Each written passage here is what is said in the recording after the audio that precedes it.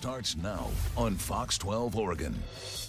Good evening and thank you for joining us for the 6 o'clock news. First on Fox tonight, a Portland family is searching for answers after 2-year-old Aurora Fernandez died last month from a suspected fentanyl overdose. Today, Aurora's mother appeared in court, but on charges related to a carjacking that took place earlier this month. Fox 12's McKenna Marks spoke to Aurora's family today, who says there are still a lot of unanswered questions. With her being in custody right now, it's really going to help things unfold faster. Mary Jacobo made her first court appearance today after she was arrested earlier this month. Police say she is suspected of carjacking someone at gunpoint and faces robbery and weapons charges, as well as unauthorized use of a vehicle. All of this comes after her 2-year-old daughter, Aurora, was found dead of a suspected fentanyl overdose on September 12th. Jacobo is facing multiple charges, but none related to Aurora's death. I spoke with Aurora's family today, who tell me it's up to Jacobo to tell the truth about what really happened. I just want to know what happened, and she's the only one that can tell us, so. Aurora's family believes other people may have been involved in the circumstances that led to Aurora's death, and they want to see everyone held accountable. At this point, no one has been arrested or charged in connection with Aurora's death. I think everyone involved is just as guilty because they all had the drugs in the home. They all contributed to the death of her, but I just want to know exactly what happened to her. Like, her family deserves that. Her dad deserves that. Dominique and Tina tell me that their family is still grieving.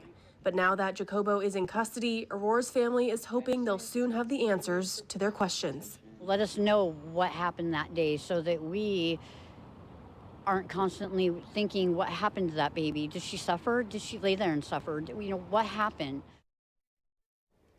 We're also learning that Jacobo was linked to a man who exchanged gunfire with police the same day of her alleged carjacking. We first showed you the body camera video of the shootout yesterday afternoon. According to court documents, the suspect in the video, Jesse West, was an accomplice in the armed carjacking Mary Jacobo is being charged with. The documents say the two worked together to steal a car from a man at Delta Park in North Portland on September 26th. The victim said it happened around midnight.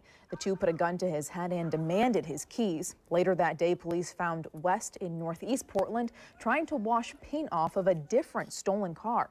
Police say West was armed with an AR-style rifle and had access to a second firearm. Officers fired 14 shots at West. West was taken to the hospital for treatment and was released on Monday. He's now been booked into the Multnomah County Jail on 2 counts of attempted murder, but is not yet facing any charges for the carjacking. New at 6, we are learning new details on the Vancouver woman found dead in her home. Clark County Sheriff's Office is now investigating her death as a homicide. The Clark County Medical Examiner's Office has ruled that 78-year-old Patricia Jimmerfield was killed by strangulation. A family member found her dead in her home on Tuesday morning. You may remember we spoke with her family, who believed that her home had been broken into. The Clark County Sheriff's Office confirmed that Jimmerfield's wallet was missing and that she had reported fraudulent activity on her account, but there was no sign of a break-in, according to police. No word yet on any suspects. We are getting a first look inside Multnomah County's new drop-off center for people arrested for drug possession who opt for deflection instead of jail time. The Coordinated Care Pathway Center in Southeast Portland will open its doors on Monday, providing a new tool for law enforcement's battle against the drug use crisis, despite a legal effort from a local preschool trying to prevent the center from opening.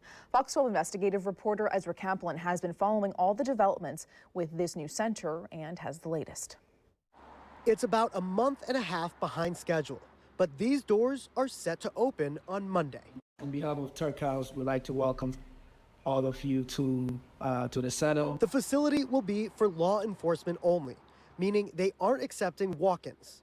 When officers arrest a person for drug possession, they may be given a choice: participate in deflection if they qualify, or go to jail. For those who choose deflection, officers will drop them off right at these doors.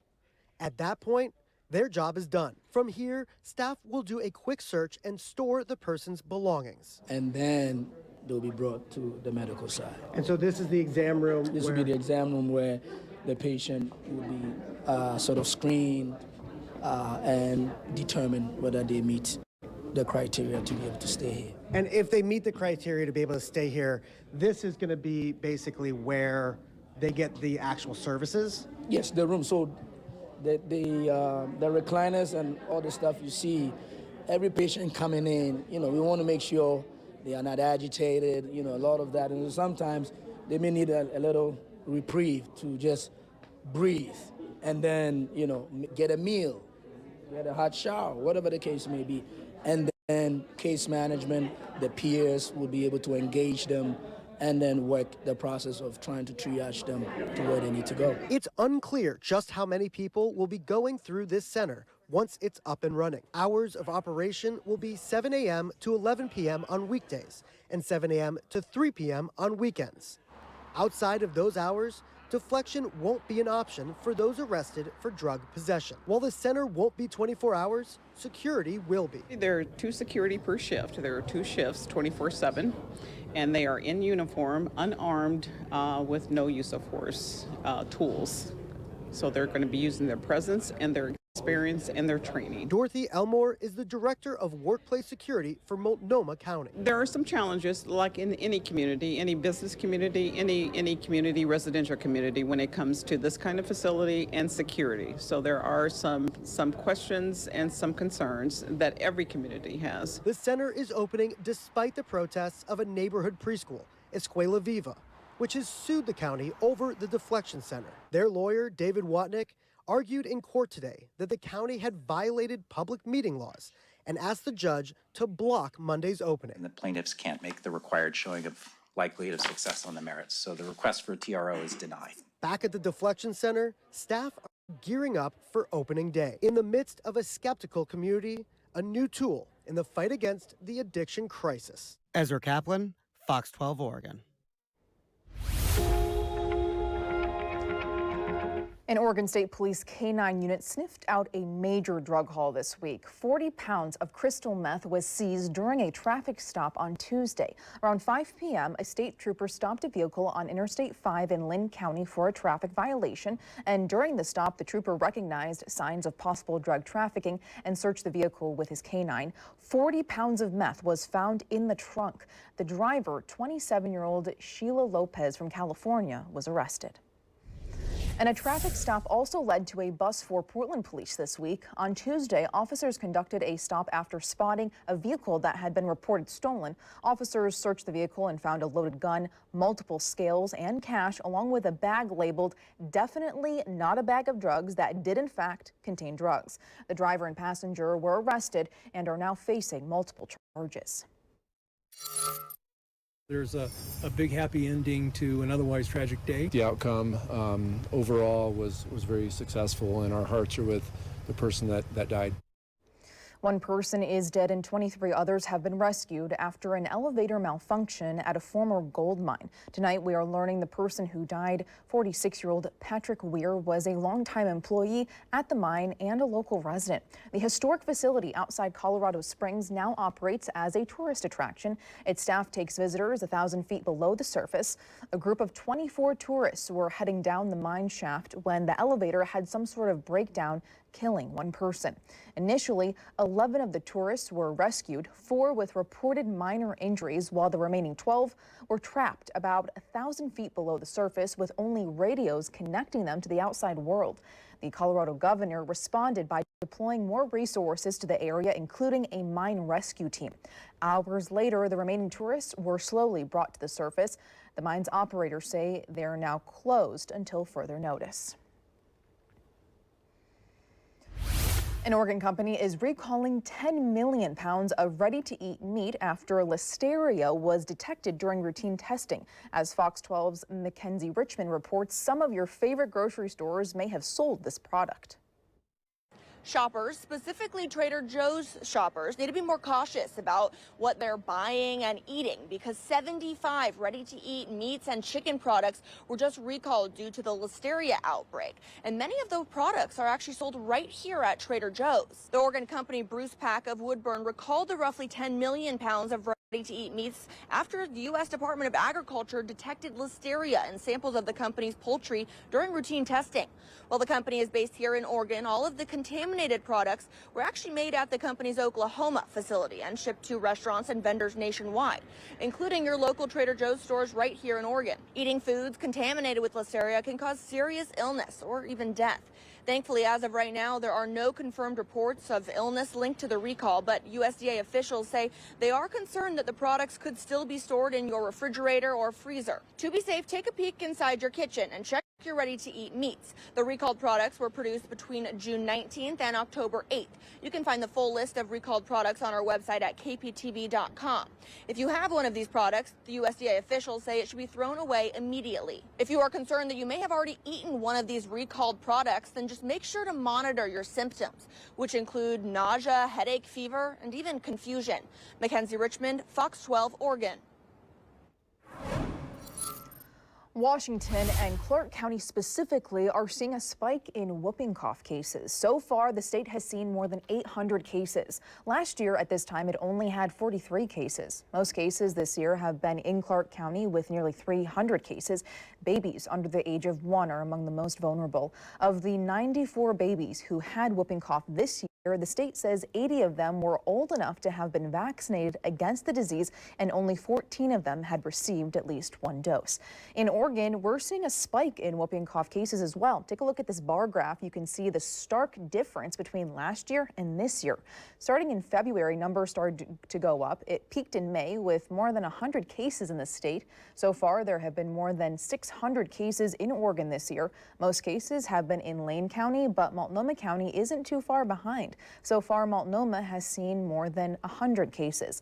Whooping cough is an extremely contagious disease. Here's a look at some of the symptoms. Coughing so violently that you're forced to inhale hard, causing a whooping sound. Sneezing, fever, and sore, watery eyes. Whooping cough can last up to 10 weeks and can lead to pneumonia and other complications.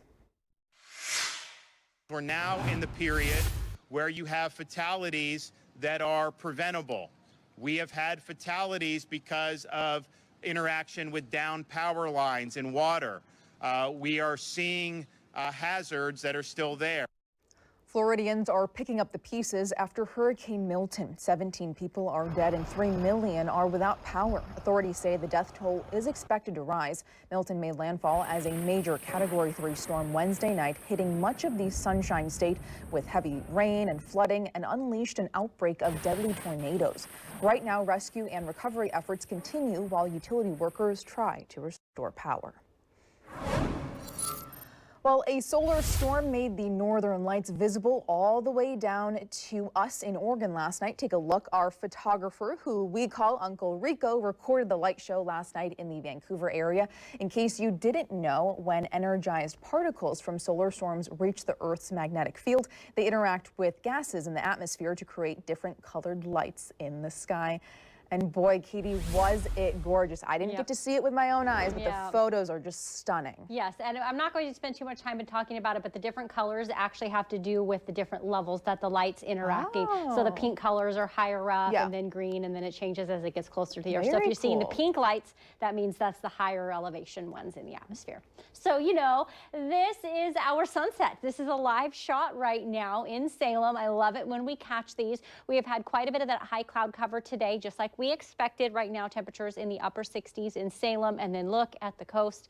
My goodness, isn't that beautiful in Lincoln City in the mid 60s. We are expecting the cloud cover to stay with us through most of the night tonight, so it'll be partly cloudy for us as we go through the evening, eventually clearing up for tomorrow morning. And then for those of you on the east side of the Cascades, you will see some areas of smoke both tonight and tomorrow.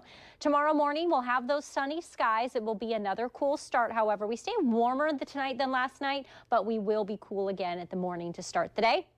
And then we're going to get into a sunny and warm day with light wind for most everyone. At the coast tomorrow, some areas will be about the same. Some will be a little warmer. Some might be a little cooler, but we're looking at that 60 to low 70-degree temperature range. Then in the metro and the valleys, sunny and warmer, calm. We should be getting into those mid 70s for tomorrow with all the sunshine that we have.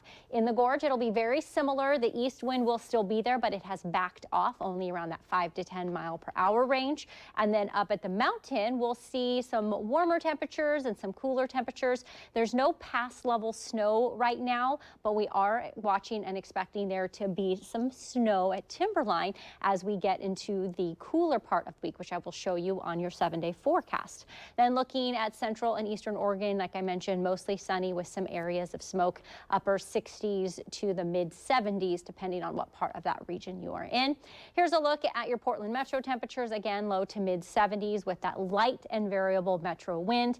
And then moving on to what we're going to see cloud cover wise, you'll notice by the time we get to 7 o'clock tomorrow morning, you're not seeing any clouds, metro or valley, at least down part of the way. These are the showers that are being produced from the low pressure center that's below us, so that doesn't really make it to us. And then we get into the evening tomorrow, and you can see again pretty clear and everything for you there. Moving farther into Sunday, there's some coastal clouds for you, and then once we get into Monday, then we start to see a chance for showers, and that's what you see right there. That's that first indication that we could see a shower Monday morning right around 8 o'clock. Light showers on Monday, a possibility for some showers later in the day on Tuesday, and then Wednesday, Thursday is when we see a rainy and cool pattern, and these are the 2 days that our snow level is dropping enough where we could get some snow up at Timberline. And then Friday, quite a bit of disagreement in models what's going to happen that day. Right now, it mostly looks like it'll start out with some morning clouds. Things will be a bit cooler that day. Dry, most likely, but of course, we'll keep you updated as things change. Mel. Thanks, Katie. New at 6, a man suspected of starting July's Slate Fire turned himself in to the Lynn County Sheriff's Office today. The wildfire burned over 90 acres of land south of the Detroit Reservoir. Luckily, no homes or structures were damaged by the fire. After an investigation, deputies determined the fire was started by Jason Everett Patterson of Salem.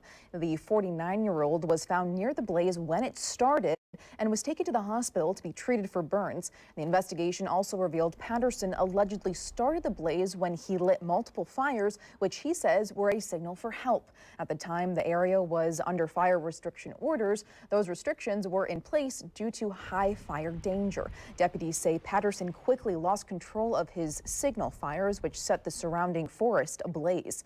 Today, Patterson was arrested on charges of reckless burning, reckless endangering, and second-degree criminal mischief. As of today, the U.S. Forest Service has spent more than $2 million on efforts to contain the Slate Fire.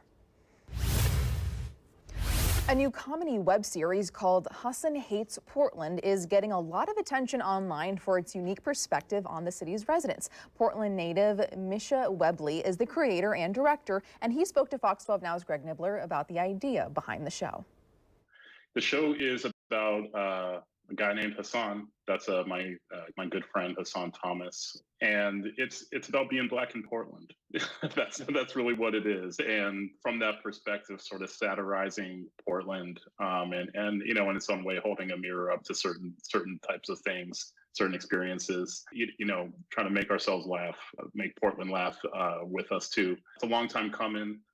I like to joke that it's semi-autobiographical because it sort of is, but it's a perspective I just kind of want to see out in the world. There's a certain experience of being black in a pretty white place, particularly in this, you know, being black in a pretty white, but, you know, really very progressive place, you know, and there's a funny disconnect that happens. And so I think that's just an experience that we're capturing and kind of making fun of. But it's been really positive and heard from all around the place, especially around the city, that I think we're saying something that people want to hear, and maybe people weren't quite sure if they could say that out loud publicly, so they're glad we are. You know, when you set about writing this, was this a lot of things taken from your personal life? Yeah, you know, it's drawn from experiences that me, Hassan, or just, you know, throughout the years, you know, friends of ours have had, and at some point you start writing them down if you're a writer like me. And, you know, there's specific experience. And of course, we're taking creative liberties. It's not a documentary or anything. We're satirizing the city. You know, it's also just about a perspective. You know, it's about the story Portland has about itself. You know, frustration I have, and a lot of friends that I have that we all share is it just feels like the story about Portland, whether it's the story Portland puts out about itself or the story that kind of gets told about us from the outside, it's always just kind of incomplete. it's a lot of, so I wanted to kind of flesh that out and get a different perspective on the town. The series is available on Instagram and several other social media platforms, and a new episode is released every Thursday. To watch the full interview, you just have to go to our website, kptv.com, and click on the Fox 12 Now tab. Well, it's the last weekend to enter your pet into the Oregon Humane Society's Pet Photo Contest. You can enter for a chance to win Best Cat, Dog, Other Pet, and the Best Smile category. It's a $10 donation to enter your photo and a $5 donation to cast 5 votes. The winners will end up in the Humane Society's calendar, and all donations go directly to helping the shelter pets. And the grand prize winner will also win a 2-night stay at a Bennington property in Sun River. Well, that sounds pretty nice if you ask me. All right, that'll do it for us here on this web edition of the 6 o'clock news. Thank you so much for joining us. Have a great night.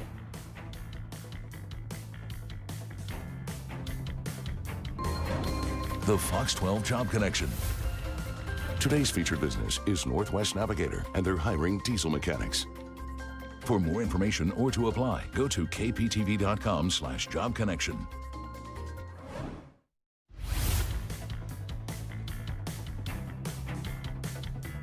Thanks for watching Fox 12 Oregon News. Watch us live wherever you are on our website, our mobile, and our streaming news app. You can also watch us on Roku, Apple TV, and Fire TV.